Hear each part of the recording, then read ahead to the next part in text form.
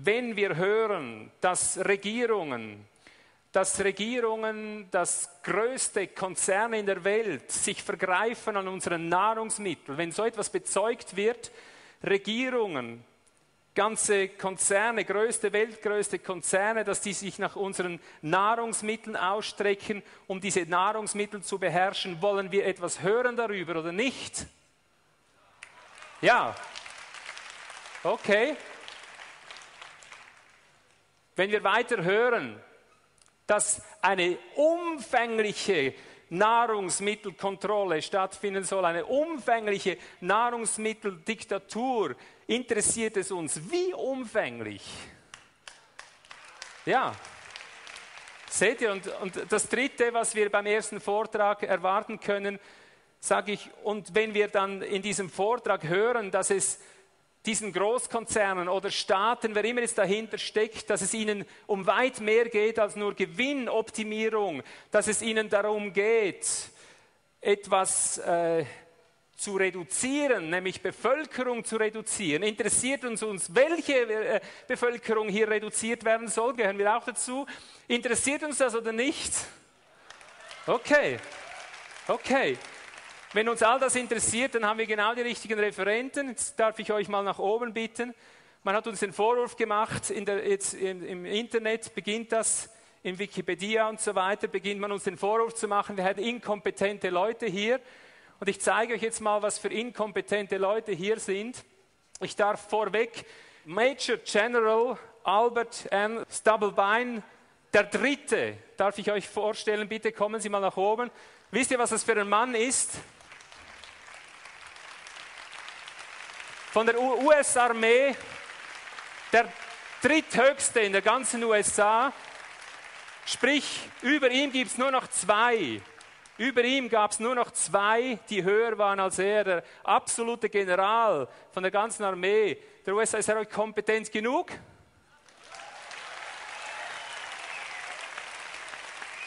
Ja. Er war Major General, während 32 Jahren hat er ich fragte ja, welche Abteilung, Fliegertruppen, nein, übergreifend, Gesamtarmee von Amerika hat er geführt als Major General, hat den Gesamtgeheimdienst der US-Armee, CIA, NSA und all das geleitet. Hört mal, ist er kompetent genug? Heute ist er Präsident der Natural Solution Foundation Stiftung. Ist er heute Präsident, also er ist heute im Ruhestand. Das ist der Begleiter von unserer eigentlichen Referentin. Hier haben wir Dr. Rima Laibow, sage ich das richtig? Herzlich willkommen aus den USA. Sie werden diesen Vortrag zusammenhalten. Dr. Rima Laibow graduierte 1970 am Albert Einstein College of Medicine, machte sie den Doktor, praktiziert seither 35 Jahre praktische natürliche Medizin, untersucht die Auslöser von degenerativen und chronischen Krankheiten und behandelt die Probleme, nicht die Symptome. Im Gegensatz zu den üblichen Ärzten behandelt sie die Probleme, nicht die Symptome, und zwar mit Nährstoffen und anderen natürlichen Optionen. Kann es sein, dass sie kompetent genug ist für uns? Ja. Sie ist Mitbegründerin der Natural Foundation und kämpft leidenschaftlich für das Recht der Bürger, über ihre eigene Gesundheit entscheiden zu dürfen.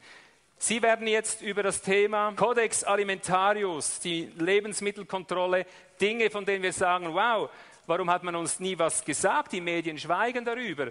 Also lasst sie uns reden. Wenn die Medien schweigen, dann wird AZK schreien. Herzlich willkommen.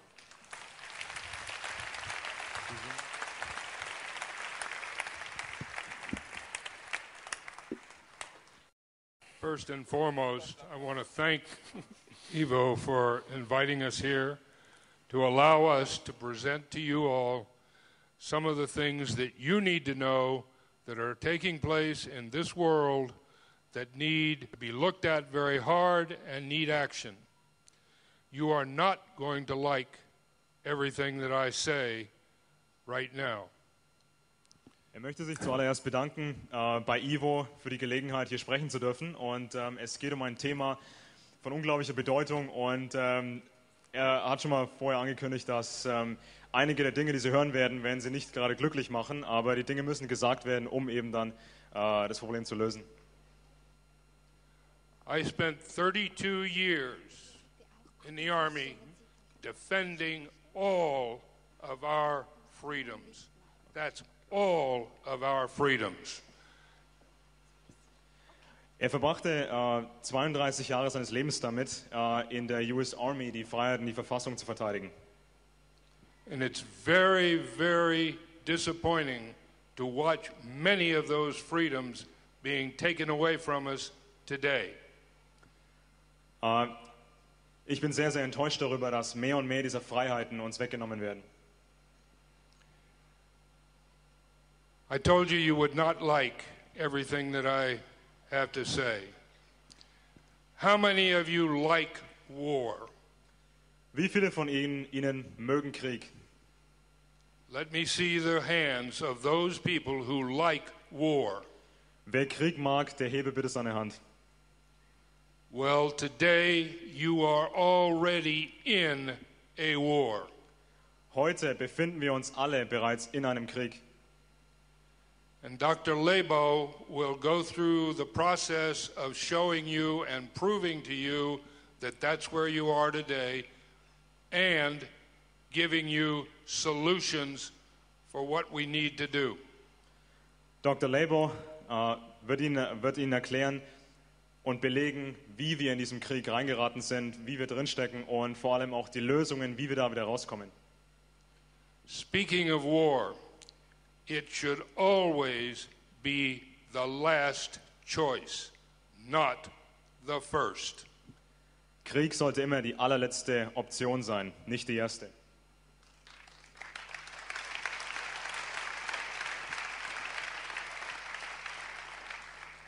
And you learn that very quickly when you deliver a son back to a grieving mother.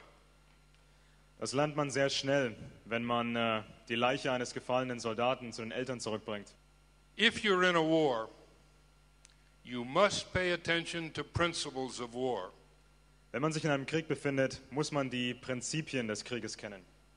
And the principles of war for every country's military Die Kriegsprinzipien, die Kriegsgrundlagen in jedem Land go back to the second or third century BC with a individual called Sun Tzu, who wrote The Art of War. Diese grundlegenden Prinzipien des Krieges reichen zurück bis ins 2. oder 3. Jahrhundert vor Christus und wurden niedergeschrieben unter anderem in dem Werk Die Kunst des Krieges von Sun Tzu. I'm not going to discuss all of them, but I do want to discuss two. Every country has a slightly different set. They vary from 9 to 10 to 11 to 12 principles. But every country has a set of principles of war. Jedes Land unterscheidet sich leicht. Manche Länder wenden mehr von diesen Grundlagen des Krieges an, manche weniger. Aber jedes Land hat eine gewisse Liste an diesen Prinzipien und Grundlagen. The first, objective. Das erste Ziel. After 9/11, the objective of the United States was get bin Laden, get bin Laden, get bin Laden, get bin Laden. Das erste Ziel nach 9/11 für das US-Militär war, schnappt Bin Laden. So we went to war in Iraq where bin Laden was, correct? Also zogen wir in den Krieg gegen den Irak, wo sich Osama Bin Laden angeblich befand. So here's the principle. Hier folgt das Prinzip, die Grundlage. We get bin Laden, objective, get bin Laden. Wir holen uns, wir schnappen uns Bin Laden. Here's Iraq. Hier ist Irak. Do we think we were on the objective? No. War das korrekte Ziel? War das akkurat? Nein. 9. 9/11. 9/11, correct. The next principle that I want to talk about is mass. Das zweite Prinzip ist die Masse